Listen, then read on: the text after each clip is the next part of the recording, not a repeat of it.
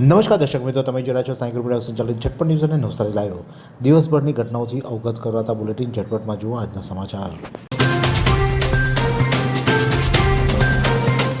आखिरकार सरपोर पारडी गांव के ग्रामीणों को मिली बड़ी राहत। पिछले कई दिनों से इस उपद्रवी बंदर ने गांव में भारी आतंक मचा रखा था। चाहे सैलून हो या दुकान, बंदर ने सब कुछ तहस नहस कर दिया था। लेकिन अब घबराने की कोई जरूरत नहीं है। वन विभाग और एनजीओ की लगातार 5 से 6 दिनों की कड़ी मेहनत के बाद आखिरकार इस उपद्रवी बंदर को पिंजरे में कैद कर लिया गया है। गांव वालों ने अब राहत की सांस ली है। क्या आपके इलाके में भी ऐसा कोई किस्सा हुआ है? कमेंट में हमें जरूर बताएं और ऐसी ही और खबरों के लिए फॉलो करना ना भूलें। નવસારી પોલીસની મોટી સફળતા. સુરત રેન્જમાં પ્રથમવાર સાયબર પાસા. સાયબર ગઠિયા પ્રિતેશ ઉર્ફે ગોગી પ્રજાપતિની પાસા હેઠળ અટકાયત કરી ભાવનગર જેલ ભેગો કર્યો. આરોપી પર રાજ્યમાં 14 જેટલા ગંભીર ગુના નોંધાયેલા છે. જલાલપોર પોલીસ અને એલસીબીની આ પ્રશંસનીય કામગીરીએ સાયબર ગુનેગારોમાં ફફડાટ ફેલાવ્યો છે. નવસારીમાં ટ્રાફિક વ્યવસ્થા કે અંધેર નગરી? વિવેકાનંદ સર્કલ બની ગયું અખાડો. વિવેકાનંદ સર્કલ પાસે 2 કાર વચ્ચે ટક્કર થઈ. બસ આટલી વાતમાં બંને ચાલકો રસ્તા વચ્ચે જ મારામારી પર ઉતરી આવ્યા. કલાકો સુધી જામ રહ્યો, પણ આખા વિસ્તારમાં એક પણ ટ્રાફિક પોલીસ કે જીઆરડી જવાન જોવા ન મળ્યા. તંત્રની આ ઘોર બેદરકારી. ભર બપોરે કાળઝાળ ગરમીમાં જનતા પરેશાન. શું નવસારીમાં ટ્રાફિક નિયમોનું કોઈ મૂલ્ય નથી? તમારા મતે આ માટે કોણ જવાબદાર છે? કોમેન્ટમાં જણાવો અને આ વિડીયોને શેર કરો. ગણદેવી પોલીસની મોટી સફળતા. ખારેલ ઓવરબ્રિજ નજીકથી પોલીસે 47,280 વિદેશી દારૂની બોટલ સાથે એક ટ્રક ઝડપી પાડી છે. કુલ 81 લાખથી વધુનો મુદ્દામાલ જપ્ત કરી એમપીના ડ્રાઈવર સંદીપ જોશીની ધરપકડ કરી છે. દારૂ મંગાવનાર પિયુષ ઉર્ફે બજરંગી વોન્ટેડ જાહેર થયો છે. ગણદેવી પોલીસની સતર્કતાથી દારૂની મોટી હેરાફેરી નિષ્ફળ રહી છે.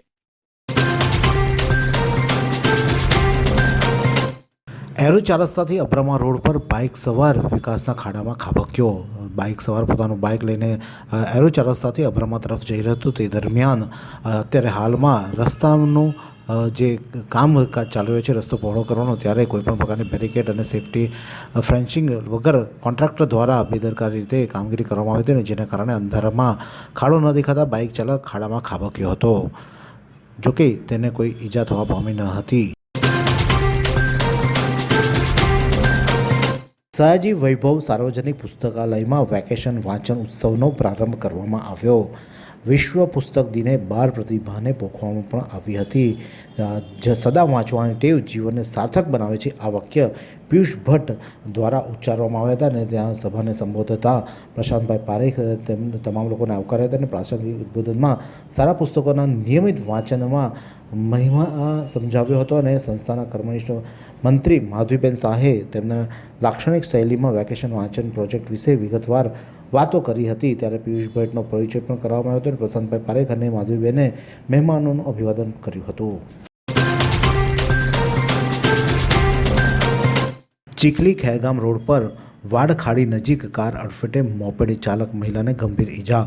ખેરગામના વાડખાડી પીએસસી ખાતે નર્સ તરીકે ફરજ બજાવતા સાદકપોરના 34 વર્ષીય નિકિતાબેન તેમજ તેમના રોજિંદા ક્રમ મુજબ બુધવારે સવારે 1:30 વાગ્યાના અરસામાં તેમની એક્ટિવા મોપેડ નંબર GJ21BL 1663 લઈને પીએસસી ખાતે નોકરી જવા નીકળ્યા હતા. તે દરમિયાન વાડગામ ખાતે ટેકરી ફળિયા નજીક પાછળથી બેફામ ઝડપે આવતી એક કાર ચાલકે તેમની મોપેડને અડફેટે લેતા નિકિતાબેન મોપેડ સાથે રસ્તાની બાજુએ ફંગોળાયા હતા.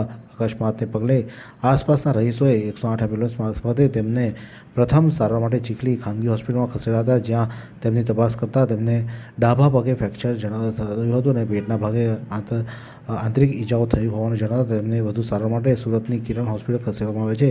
અકસ્માત બાદ કાર ચાલક પોતાની કાર લઈને સ્થળ પરથી ભાગી છૂટ્યો હતો. પોલીસે આ અંગે વધુ તપાસ હાથ ધરી છે.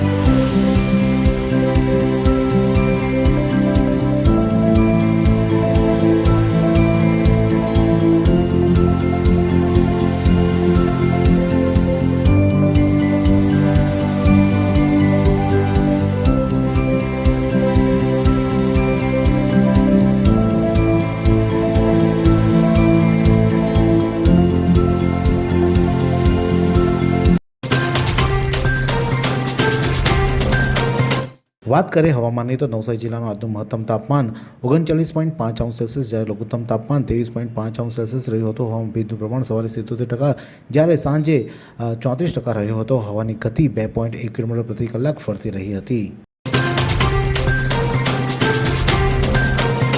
ધરમપુર જિલ્લા વિજ્ઞાન કેન્દ્રમાં પૃથ્વી દિનની ભવ્ય ઉજવણી કરવામાં આવી. જિલ્લા વિજ્ઞાન કેન્દ્ર ધરમપુર ખાતે ખાસ કરીને 22મી એપ્રિલ 2026ના દિવસે વિશ્વ પૃથ્વી દિવસ નિમિત્તે પર્યાવરણની જાગૃતિ અને સંરક્ષણના ઉમદા હેતુથી વિવિધ પ્રવૃત્તિઓનું સફળ આયોજન કરવામાં આવ્યું હતું અને આ કાર્યક્રમમાં મહાનુભાવો પણ ખાસ ઉપસ્થિત રહ્યા હતા. નવસારી નિવાસી અધિક કલેક્ટરના અધ્યક્ષસ્થાને સ્થાનિક સ્વરાજ્યની ચૂંટણીની તૈયારીઓને અનુલક્ષીને પ્રેસ બ્રીફિંગ કરાયું હતું. નવસારી જિલ્લામાં 181 બેઠકો માટે મતદાન થશે અને તંત્ર દ્વારા વ્યાપક તૈયારીઓ પૂર્ણ કરી દેવામાં આવી છે.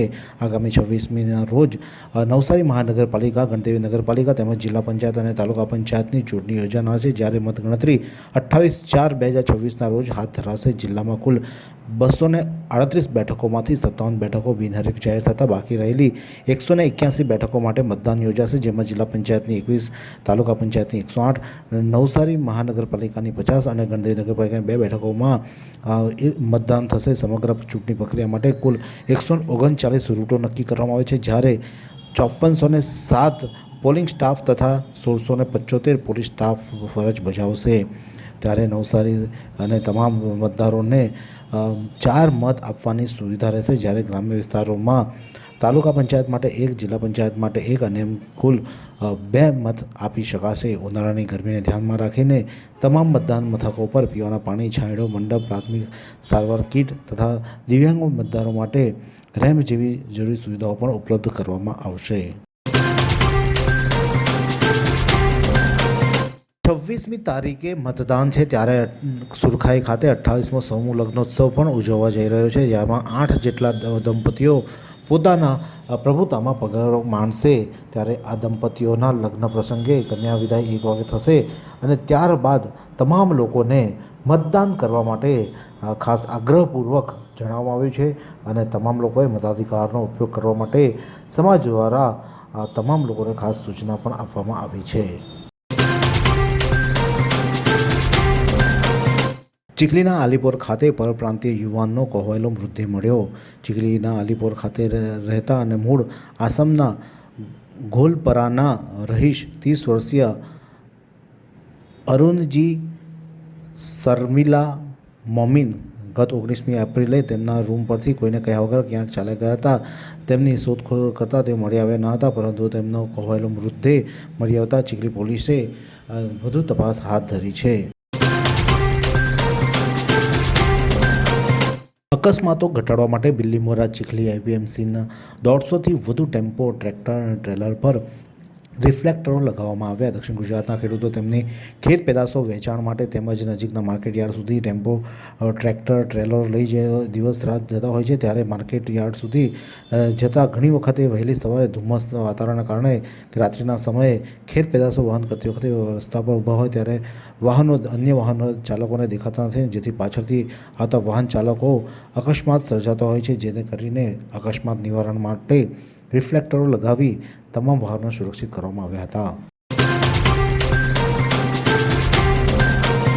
ખેરગામ ખાતે બજારની ખુલ્લી ગટર, જોખમી ગટરબંધની ગંદકી દૂર કરવા માટે રજૂઆત કરવામાં આવી.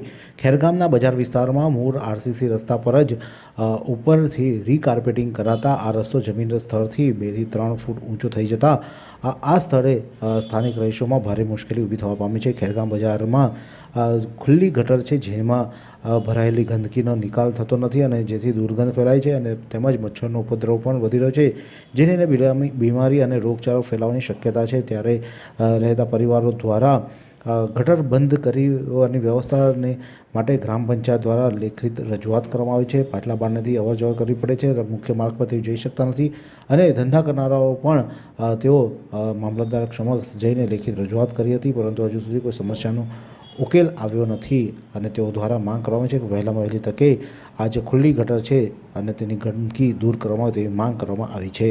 એવી કઈ હોસ્પિટલ છે જ્યાં કેન્સર માટે સર્જરીની સેવા હોય, કીમોથેરાપીની સારવાર હોય, રેડિયેશનની સારવાર હોય, પીટી સીટી સ્કેન હોય, કેન્સરની પેથોલોજી હોય, મેમોગ્રાફી હોય, એટલે કે બધું જ. હા, બધી જ સારવાર એક જ હોસ્પિટલમાં હોય. તે છે નવસારી નિરાલી કેન્સર હોસ્પિટલ.